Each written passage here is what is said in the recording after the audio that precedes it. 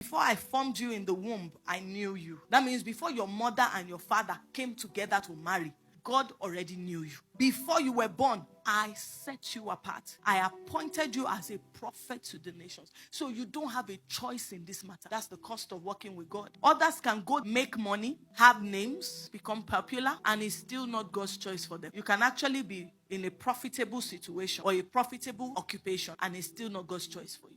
Because we always think that we can decide or we can tell that it's God's choice because it's working. You can be in a place that is very difficult for you, and that's God's choice for you. Results is not the only thing you use to discern if this is God's best for you. It doesn't work like that with God. He has his own plan for your life. There's something he had in mind concerning you when he formed you in heaven, before your mother and your father came together to do 2 and 2 and get pregnant with you. When I was pregnant with Aaron, very drastic encounter. I woke up in the middle of the night. It felt like an angel of the Lord tapped me and said, get up. I want to tell you something. And then I got up and I started writing. And he told me, you're going to have a boy and his name shall be called Aaron. And he told me other things about him. And I wrote it down and I went to sleep. It wasn't a dream. I didn't tell my husband about it. 2-3 weeks to the time we were going to have Aaron, my husband sent me a message.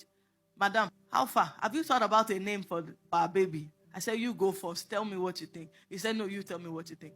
I said, I'm thinking Samuel. My husband said, nah. I said, what do you think? He said, I think Aaron. I said, God said, you see, I went ahead of you because you would have named him Samuel. Is anything wrong with Samuel? Is it not a biblical name? But God had a backup plan that this BC, she can wake up next week and say, Samuel sounds nice. I've forgotten the drastic encounter I had. So God went ahead of me and whispered in my husband's ears, okay? Aaron. When he said that, I was shocked. He said, do you know that's the name God told me? I now munched the notes where I wrote it, the date and time, and I sent it to him. That means even to your name, it's not by what you like.